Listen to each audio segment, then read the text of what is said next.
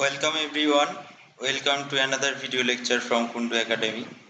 आज हम लोग बात करेंगे एसएसआर मार्कर के बारे में, जो कि है simple sequence repeat. Okay, and जो कि माइक्रो सैटेलाइट नाम के से भी जाना जाता है, एंड ये ओनली सिर्फ और सिर्फ यूकैरियोट्स में ही प्रेजेंट होता है। अभी एसएसआर मार्कर होता क्या है कि ये शॉर्ट टेंडेम ऑफ रिपीट्स होता है 1 to 6 बेसिस का।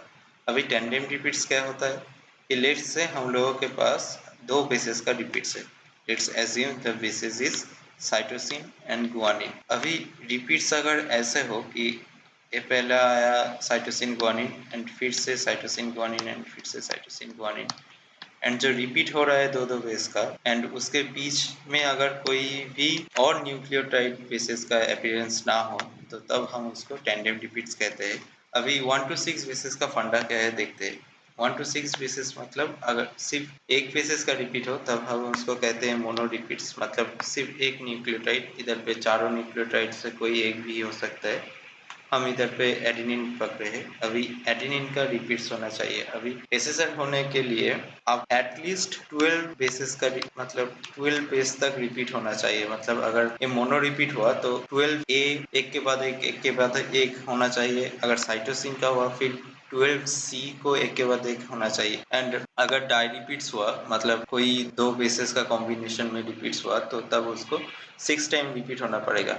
एंड एज वी गोज, अगर ट्राई रिपीट हुआ, टेट्रा रिपीट हुआ, पेंटा एंड हेक्सा रिपीट हुआ, तब उसको एटलीस्ट 5 टाइम्स को रिपीट होना पड़ेगा इन सब के केस में। ठीक है, अभी इन 6 टाइप के रिपीट्स में सिर्फ डाई रिपीट्स बहुत ज्यादा मिलता है, ये मोस्ट एबंडेंट होता है, एंड इसका जो हाइपर वेरिएंसबिलिटी है वो बहुत अच्छा होता है एंड वो हाईएस्ट होता है, इसलिए इसमें हाइपर वेरिएंस मिलता है, जो कि हाई डिग्री ऑफ पॉलीमॉर्फिज्म को प्रमोट करता है। एंड उसमें से हमको वो इंडिविजुअल के बीच में सेपरेट करना या डिटेक्ट करना इजी हो जाता है। अभी देखते हैं कि जो वेरिएंस हो रहा है तो वो वेरिएंस कैसे ऑकर होता है।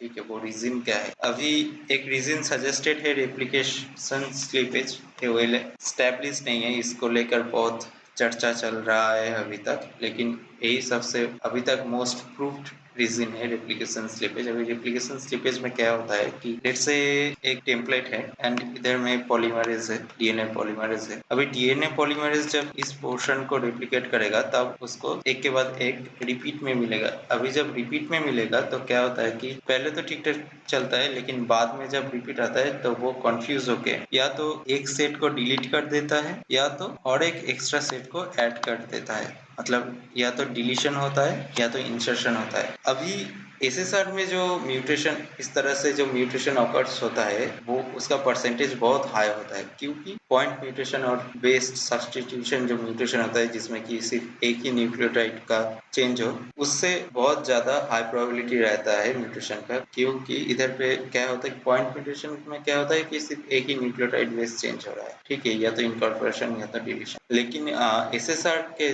वक्त अगर जितना सेट्स का, मतलब जितना बेसिस कॉम्बिनेशन का रिपीट से इधर पे जैसे डाई दो बेसिस का कॉम्बिनेशन का रिपीट है, तो या तो दोनों ही बेस डिलीट हो जाएगा या तो दोनों बेस ही इंसर्शन होगा, तो म्यूटेशन का चांस बहुत बढ़ जाता है। एंड ये इसलिए होता है कि लेट से आपका एक टेम्पलेट डीएनए है एंड मैं रिप्रेजेंट कर रहा हूँ वो रिपीट्स को एक एक बॉक्स के साथ। तो ये पहला रिपीट आया, फिर दूसरा आया, फिर तीसरा आया।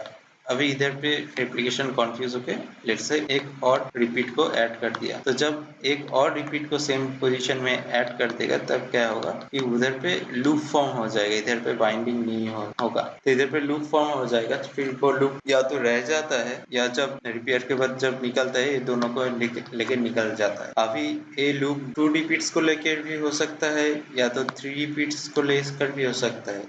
एक कहीं पर भी डिफाइन नहीं है कि 2 रिपीट्स का ही इंसर्शन होगा या तो 2 रिपीट्स का ही डिलीशन होगा। ठीक है, एक रिपीट्स का भी हो सकता है। अभी देखते हैं कि डिलीशन के वजह से क्या हुआ, इधर पे जो लास्ट वाला जो रिपीट्स था वो चला गया, तो इसलिए पहले फर्स्ट इंडिविजुअल जो था उस पे था 6 टाइम्स रिपीट्स था एंड जो सेकेंड आया उस पे 5 टाइम्स रिपीट। अगर इंसर्शन हुआ तो इंसर्शन के वजह से एक लेट्स से 1 एक्स्ट्रा रिपीटेशन हुआ, तो इसलिए हम लोगों को 7 रिपीट्स मिला। ठीक है, अभी इस रिपीटेशन के चेंज की वजह से हम लोगों को क्या बेनिफिट होता है, तो लेट्स एज्यूम कोई भी क्राइम सीन से या किसी भी सैंपल्स से, किसी भी इंडिविजुअल से आप सैंपल कलेक्ट किया, 2 3 4, ठीक है, सैंपल कलेक्ट किया, इन सब के सैंपल में डीएनए या तो जीन होगा, एंड उसमें से आप डिफाइन किए कि कहाँ से कहाँ तक एसेसर है, एंड उसके बोथ साइड में जो सीक्वेंस है उसके ऊपर पेस्ट करके आप एसेसर प्राइमर या फ्लैंकिंग प्राइमर डिजाइन किए, एंड उस फ्लैंकिंग प्राइमर के मदद से या तो एसएसएस प्राइमर की मदद से आप पीसीआर रन किए। अभी पीसीआर रन करने के बाद जो प्रोडक्ट मिलेगा, उस प्रोडक्ट में सिर्फ इस पोर्शन का ही एम्पलीफिकेशन होगा, मतलब जो हम लोगों को जो प्रोडक्ट मिलेगा उसका लेंथ होगा जो एसएसआर में जो जितना रिपीट है उतना लेंथ, और एक्स्ट्रा हम लोगों का प्राइमर तक मिलेगा, मतलब इतना सा ही रीजन का हम लोगों को प्रोडक्ट मिलेगा। अभी जिस इंडिविजुअल में 6 रिपीट्स है उसका लेंथ ऑब्वियसली जिस इंडिविजुअल में 5 रिपीट्स है उससे ज़्यादा होगा, एंड जिस इंडिविजुअल में जितना ज़्यादा रिपीट होगा उसका लेंथ, उसका पीसीआर प्रोडक्ट में जो डीएनए फ्रैगमेंट मिलेगा उसका लेंथ उतना ही ज़्यादा होगा। So repetition directly proportional to DNA fragment length. Okay, अभी जब इस प्रोडक्ट को लेके हम जेल इलेक्ट्रोफोरेसिस करेंगे, तो जैसे कि हम लोगों को पता है कि जेल इलेक्ट्रोफोरेसिस में साइज के अनुसार, लेंथ के अनुसार डीएनए फ्रैगमेंट सेपरेट होता है। तो जैसे कि हम देख सकते हैं इंडिविजुअल 3 में 7 टाइम्स रिपीट्स है, तो वो सबसे कम डिस्टेंस ट्रेवल करेगा, ठीक है, एंड इंडिविजुअल 2 और 4 में 5 टाइम्स रिपीट्स है, जो कि इस 4 इंडिविजुअल इस सैंपल ग्रुप्स में सबसे कम है, तो वो सबसे ज़्यादा डिस्टेंस ट्रेवल करेगा, एंड इंडिविजुअल 1 जिसमें कि 6 रिपीट्स है वो इंटरमीडिएट पोजीशन में जेल इलेक्ट्रोफोरेसिस में बैंड देगा। अभी हम टाइप्स में आता है, टाइप्स में एक होता है जीनोमिक एंड एक होता है जेनिक। जीनोमिक जो है वो हम लोगों का कोडिंग रीजन में भी मिल सकता है या तो नॉन कोडिंग रीजन में भी मिल सकता है। नॉन कोडिंग रीजन में ज़्यादा टाइम मिलता है, एंड जीनोमिक जो एसेसर होता है उसमें वेरिएबिलिटी की चांस बहुत हाई होता है, एंड जेनिक जो है, जेनिक सिर्फ कोडिंग रीजन में ही मिलता है, एंड जेनिक का जो वेरिएशन का रेट है या वेरिएशन प्रोबेबिलिटी है वो लो होता है, क्योंकि अगर कोडिंग रीजन में ज़्यादा से ज़्यादा वेरिएशन होगा तो प्रोटीन में भी चेंज आएगा, अगर प्रोटीन में चेंज आएगा तो ऑब्वियसली उसका फंक्शन हैम्पर होगा, उसका ऑप्टिमम फंक्शन वो दे नहीं पाएगा। सो इसके वजह से या तो डिजीज जनरेट होगा या तो ऐसा कोई डिजीज जनरेट होगा जो कि फटल हो सकता है, ठीक है।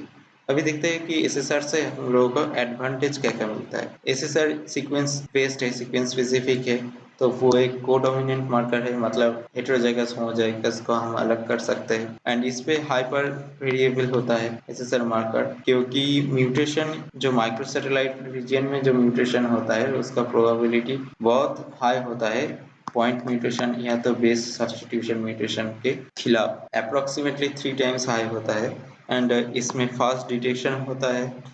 जैसे कि सीक्वेंस स्पेसिफिक है तो रिप्रोड्यूसिबिलिटी भी बहुत हाई होता है, एंड पूरा जो जीन है हम लोगों का वो यूकैरियोटिक ऑर्गेनिज्म का जो जीन है वो पूरे जीन में वेल डिस्ट्रीब्यूटेड रहते हैं, सो इसका एबंडेंस भी बहुत हाई होता है, मतलब ऐसा नहीं कि सिर्फ एक ही जीन में मिलता है, बहुत सारे जीन में भी मिल जाता है, ठीक है।